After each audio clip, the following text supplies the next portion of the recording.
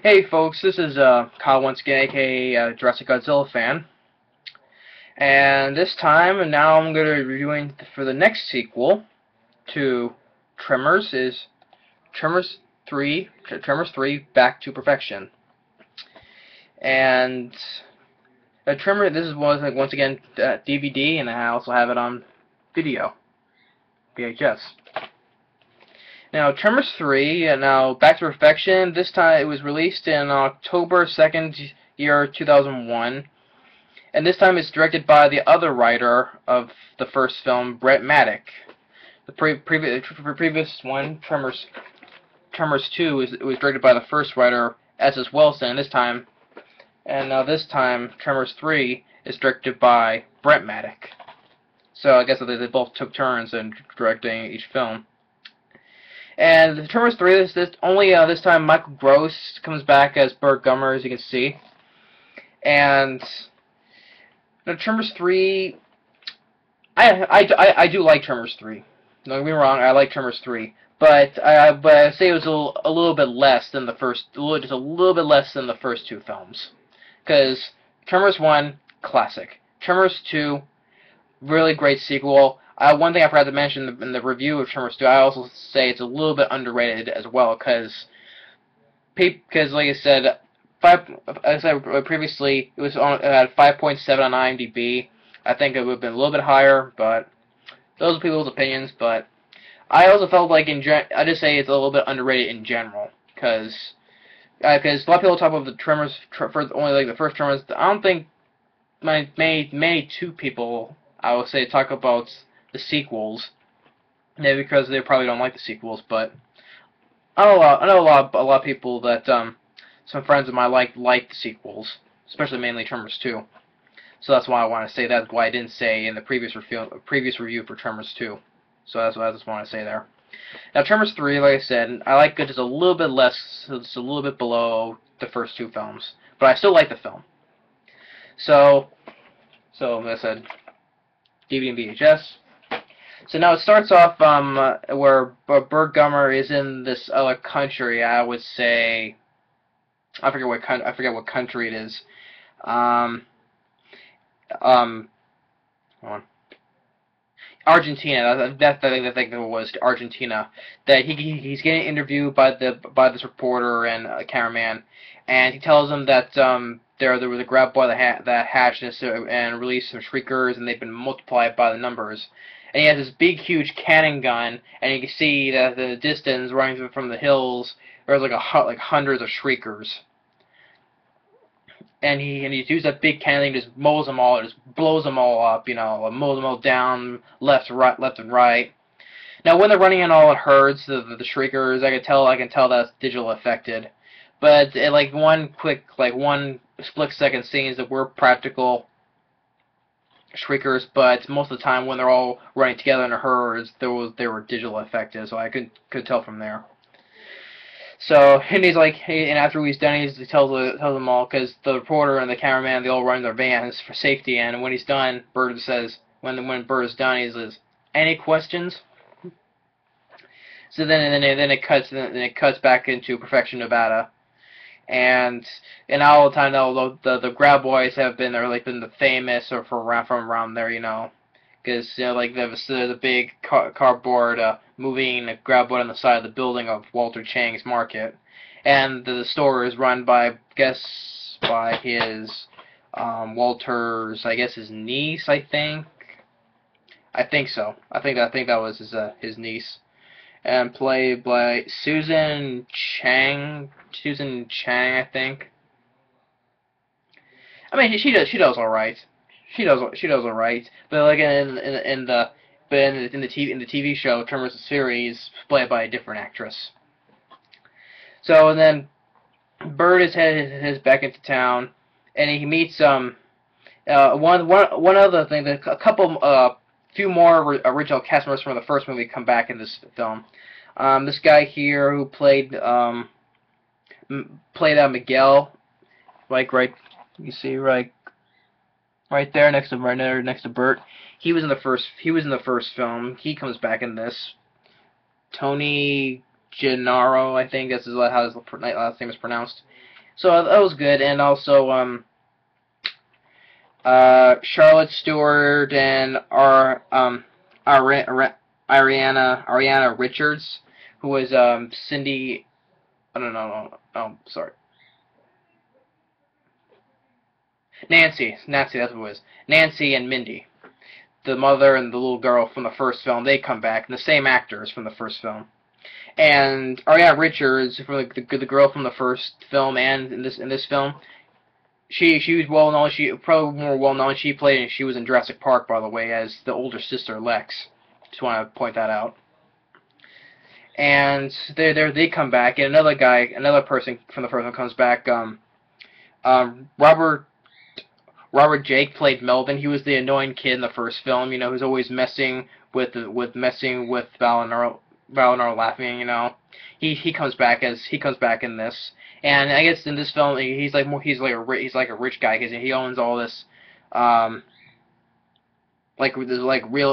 estate I think. You know, what he wants to do is he wants to give all the residents to pretty much wants all the residents there to move out. He wants to build houses and stuff all over perfection, you know, so he can build more houses in there. But pretty much he can't because he thinks but he didn't know there were graboids back when Bert told him. So he comes back, and let's see what happens next. There's also a new guy. Well, Bert was gone. There was this guy here. Desert Jack played by Sean Christian. I thought he was pretty funny. I thought he was not overly over the top funny, but he was decent. He was decent, you know. I thought he was all right. You know, he's this guy who gives desert tours, you know, around the valley to show that they're graboid tours, you know, to see if there was any. Give him tours around, see if there's graboids there, you know. And one point where he stops and there is smoke from behind these bushes, thinking the tourists think there's a graboid over there. But really, his tour is a fake because he has a guy. He has I guess it's a friend. I guess it was named Bilford. I think it was his name is. Yeah, he's hiding behind the bush using a fire extinguisher to create dust. And when they're driving on the fence post, he has ropes to pull on them to make it think that the graboids are right behind them. So he's pretty much running a fake tour, so to pretty much to make money, and he refers to when Bert heard about him, it was like Jody tells who runs the store, it's like he moved in while gone, you know, started taking people on graboids so far. He's like, I don't believe this, you know, think it's all a big joke. But then like another day where Jack takes more people on, you know, and his friend, he takes a Mindy, right, to see how the routines work, and then the guy is making noise by pounding this knife on the ground, and a real graboid the tentacles wrapped around him and pull him in, and he sees his legs right inside the graboid, and the graboid rises up, and a guy was like taking pictures to like, is he all right? You saw this other guy gets swallowed, but because they think it's all a show, you know, but it's the real thing. So they escape, and Bert is prepared. You know, he's at his house. He has a seismograph on him. You know, he's like, this time we're ready for you. He blows a big horn to warn them they're back. So they have a plan to get rid of them, to use the routine like this number 2. You know, use the remote control car. You know, but then Nancy has a thing, you know, that she wants that this time we'll get professional people to help us. So they pretty much calls the government, I think, and they tell them they're forbidden to kill any of these because now they're on an endangered species now, so they can't kill them now.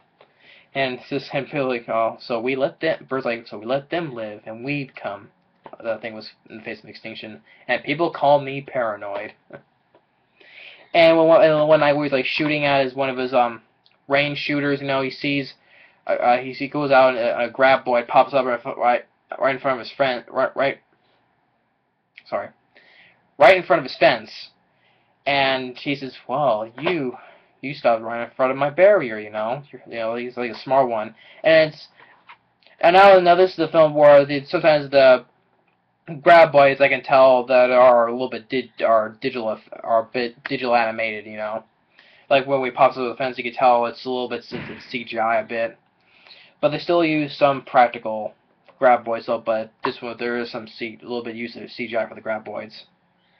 So so the next day Jack tells a bird, you know, they'll help try to capture one of them, you know, so the government people can study it. And then when they're doing that, then Melvin comes in, you know, he's like, the bird's like, Melvin, and he's like, it's Mel, and he gives him his card, and he's the guy, cause finally he's the guy who's running all this stuff, real estate around perfection, you know, and he's like, you know, like, I'll give you a 10-second head start, you know. Like, people are following Bird, and I got this whole county in my pocket. You can't hold out forever. And he's like, I was born to hold out. And then on the sensors, the graboid come in and he's telling, and Wells like, a graboid? And Bird keeps on telling him to be quiet, and his beeper starts ringing. He just like how it was in the first one, he was just being an idiot. He throws it on the ground, and like Bird's like just goes and throws it, but it's too late. Then one of them pops up, and it swallows Bird. And Jack for a second he thinks he's dead, but he's like on the walkie-talkie. He's like calling from inside the graboid, and it's like, Houston, we have a problem. And he's like he only has a little bit of limited amount of air before he suffocates, and so Jack takes his car, he drives all the way to this house, you know, and lures the graboid from smashing into his concrete barrier that surrounds his house. And he's like, oh. I was like, oh crap, you know. Then he goes and gets a chainsaw, you know. He gets a chainsaw first. He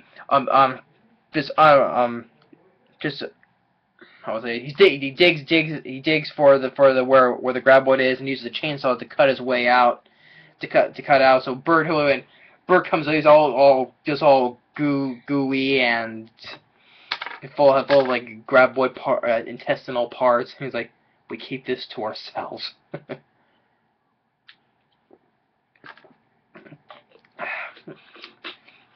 But then later on, where they try to contact the government people, they can't reach him. But then one of the other guys who's covered all in fire extinguisher stuff, and he tells them they found a graboid, but it was split open. And they tell them the shriekers came, they tore the other two guys to pieces. But then he falls down. There's a big large scrape on his back, and he dies there. And he's telling them that he's dead. Then Nancy and Mindy are on the roof, and Britt tells them they got shriekers on the loose, and tells them to hide in their body, and they hide in this box. So now the rest of the gang, they set out trying to find the shriekers, but then a graboid pops up and wrecks Jack's his Jeep. So they hide on top of the rocks, and they all act like, what is that? And Miguel says, oh, if you hear that noise in the background, just please ignore that noise. If you ever hear what's outside my door, so if you do, please ignore that. So it's like Miguel's like, the Blanco, I mean, it's the graboid is white, you know, his skin is white, and so they pretty much gotta try to wait it out until the next night. And also, well, one thing is, like, when Bird is, like, looking to the binoculars, the graboid, like, pops up wherever, like, on the edge of a rock where he's at, and he goes to another point, and it just pops up, it's like, what, you know? Why is it following me, you know? But then, the next day, they get, like, a line to reach the walkie-talkie that's sitting on top of his car's hood. And he tells them that they need to make noise, and Mindy, like, puts, like, attaches, like, headphones to the walkie-talkie and puts a really loud music, and he throws it to distract him. So Burr runs to the car, gets guns, and he sets the drive. He makes the drive on its own so the graboid can follow it.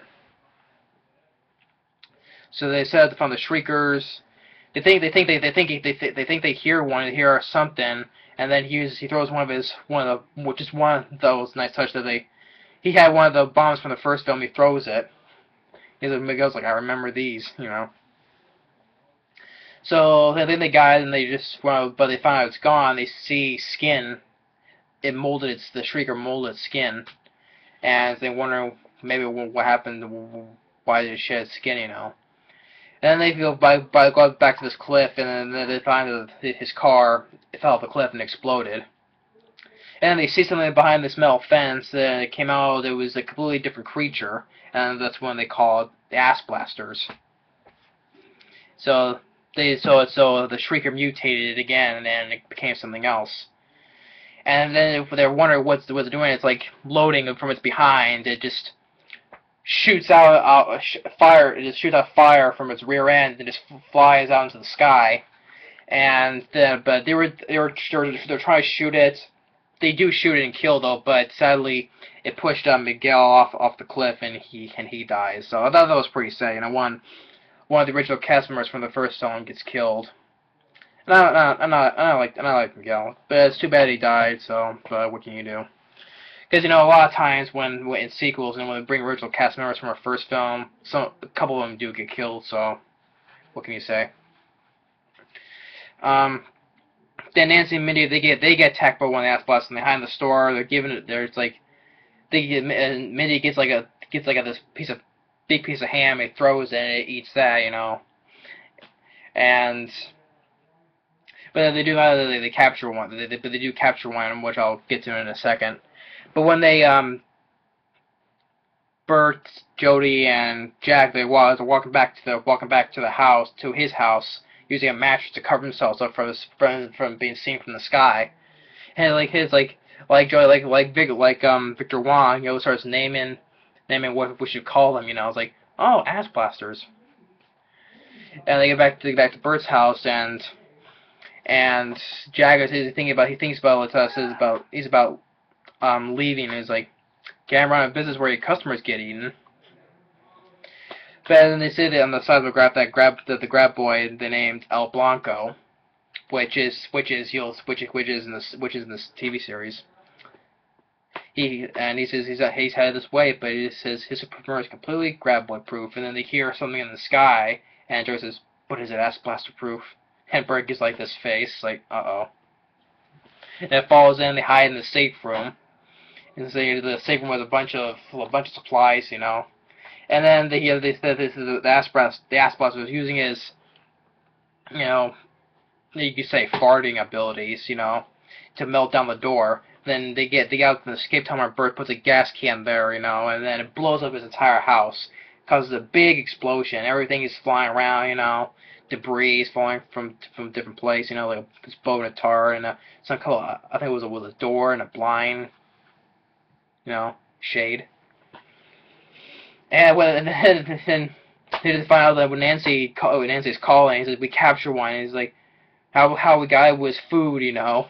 Because they give it a bunch of food and it falls asleep into a coma, and when it eats too much food, it's like, no, they multiply. No, he just tells him feed him his MRAs, and he's giving like this blank expression. It's like, you know, I should have thought of it. You know, like he just blew up his house. You know, he's like, oh no. Like, what kind of supreme being would condone such irony? Yeah, he just found he didn't have to blow up his house after all, you know. But he didn't know, you know. He didn't know they would do that, you know. So